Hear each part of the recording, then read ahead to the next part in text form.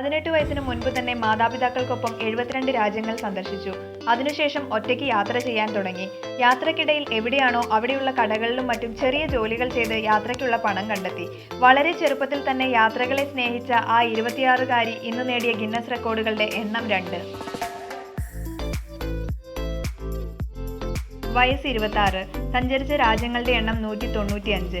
American സാഹസിക സഞ്ചാരിയും യൂട്യൂബറുമായ Alexis rose ഇതിനകം 2 Guinness റെക്കോർഡുകൾ സ്വന്തമാക്കിയിട്ടുണ്ട്.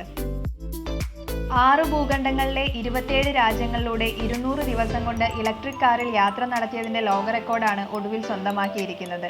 ഗിന്നസ് റെക്കോർഡ് പ്രകാരം ലോകത്തിലെ 195 രാജ്യങ്ങളും സഞ്ചരിച്ച ഏറ്റവും പ്രായം കുറഞ്ഞ ആളും അലക്സിസ് തന്നെ.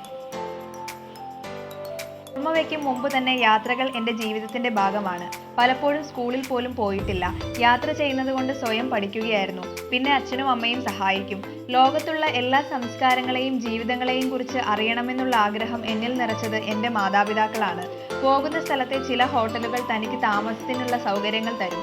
പകരം കണ്ടന്റുകൾ തയ്യാറാക്കി അവർക്ക് വ്ലോഗുകൾ ചെയ്തു കൊടുക്കും. അങ്ങനെയാണ് പലപ്പോഴും താൻ താമസത്തിനുള്ള പണം കണ്ടെത്തിയതെന്നും അലക്സിസ് പറയുന്നു. ഇപ്പോഴും യാത്രകൾ തുടർന്നുകൊണ്ടിരിക്കുന്നു. ഇതാണ് അലക്സിസ് റോസ് എന്ന 26-കാരിയുടെ സക്സസ് ജേണിയുടെ കഥ.